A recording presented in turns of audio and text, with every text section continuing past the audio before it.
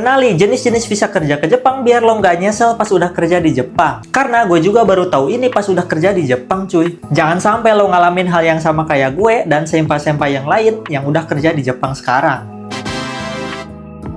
Jadi ada 5 jenis visa yang harus kalian ketahui untuk bisa kerja di Jepang. Nomor 5 itu sangat disesali sumpah. Yuk kita bahas 5 jenis visa ini. Sebelum lanjut di subscribe dulu lah. Oke, yang pertama ada Gino Jisusei atau visa magang. Program magang ini biasanya diselenggarakan oleh IM Japan. Ada juga program G2G dan ada juga dari LPK swasta. Nah, untuk alur prosesnya itu tergantung pihak penyalurnya, kayak tadi IM Japan, G2G, atau LPK. Nah, namanya magang ya itu bersifat training, bukan kerja. Jadi dianggapnya sebagai pelatihan kerja. Jadi program magang ini lebih mengutamakan pengalaman kerja. Kalau kalian tujuannya buat nyari duit yang banyak, program ini kurang cocok sebenarnya. Tapi kalau kalian nyari pengalaman plus duit, ini cocok. Karena penghasilannya masih worth it cuy. Dapet lah sebulan nabung se-UMR Jakarta. Nah, untuk program magang ini ada batasan umur mulai dari 18 sampai 30 tahun. Untuk kontrak kerja magang biasanya sekitar 3 tahun dan itu nggak bisa pindah perusahaan katanya. Tapi ada ketentuan baru katanya udah bisa pindah perusahaan dengan syarat tertentu. Untuk gaji pemagang ini biasanya lebih kecil bahkan di bawah UMR. Tapi tergantung bidang kerjanya juga. Terus untuk tunjangan yang diberikan kepada pemagang biasanya terbatas. Nah, untuk program magang ini biasanya tidak diperlukan sertifikasi bahasa Jepang. Hal ini yang bikin banyak orang milih program ini.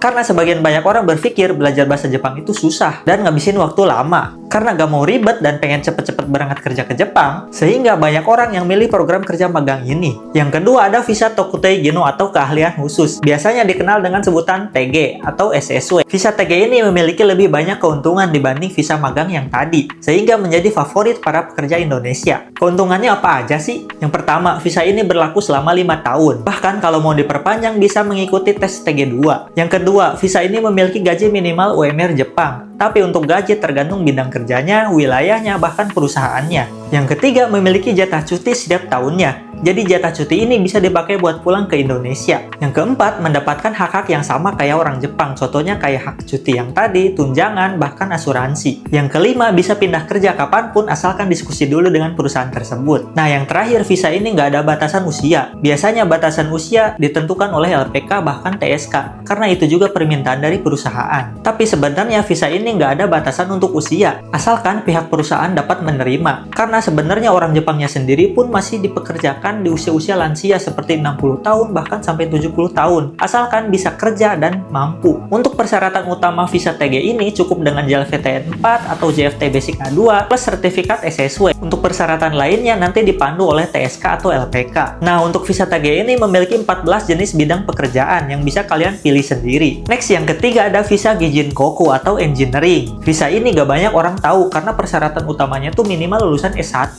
Visa Gijin Koku ini memiliki privilege yang lebih banyak dibandingkan TG dan magang yang tadi. Apa aja sih privilege-nya? Oke. Yang pertama, izin tinggal visa ini nggak dibatasin, jadi cocok banget buat kalian yang mau tinggal lama di Jepang bahkan pindah kewarganegaraan cuy. Yang kedua, bisa bawa keluarga untuk tinggal bareng di Jepang. Ini cocok banget buat kalian yang udah berkeluarga cuy. Yang ketiga, menjadi karyawan tetap dan memiliki hak yang sama dengan orang Jepang. Yang keempat, tentunya memiliki gaji yang lebih tinggi dibanding visa-visa yang lainnya. Dan yang terakhir, memiliki jenjang karir yang jelas, jadi kalian bisa naik jabatan cuy. Untuk syarat utamanya JLPTN 3 dan ijazah S1.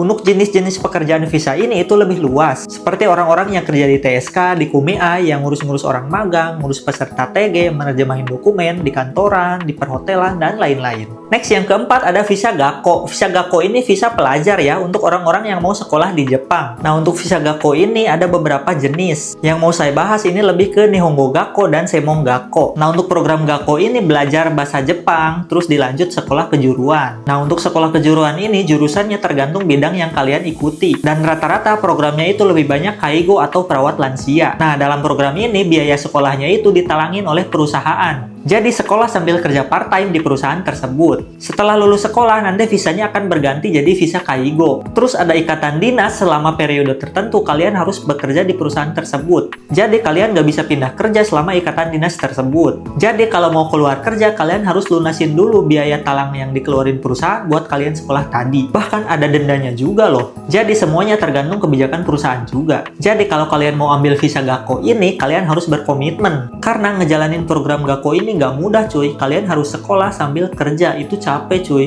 Tanya aja sama yang udah-udah. Nah yang terakhir, visa turis. Kalian harus berhati-hati banget nih sama visa ini.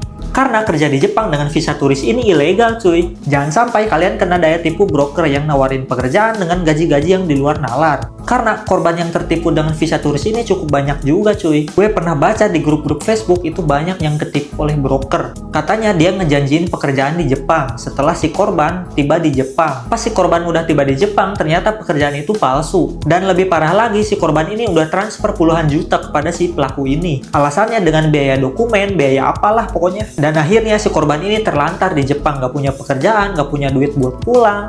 Susah lah pokoknya. Jangan sampai kalian jadi korban berikutnya ya. Nah, itu dia jenis-jenis visa yang bisa kalian pakai buat kerja di Jepang. Jadi gimana, udah kebayang belum kalian mau kerja ke Jepang dengan visa apa nih? Subscribe dan komen di bawah kalian mau tahu apa lagi tentang kerja di Jepang.